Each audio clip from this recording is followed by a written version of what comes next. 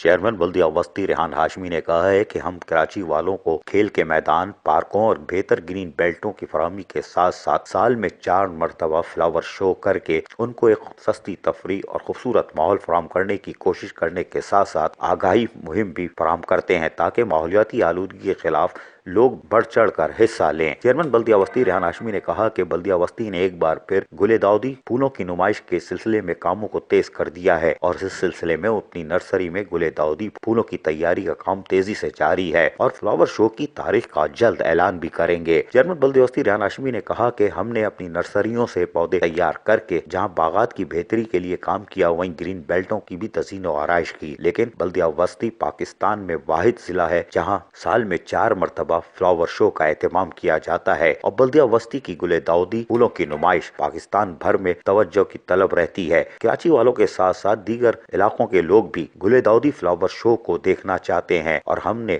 گزشتہ 3 سالوں میں ہر سال 4 فلاور شو کر کے یقیناً ماحولیاتی آلودگی کے خاتمے کے لیے لوگوں میں ایک آگاہی فراہم کی ہے اور یہ اقدام ہم کرتے رہیں گے۔ عزیز عارف، KBS بلدیاتی نیوز، کراچی۔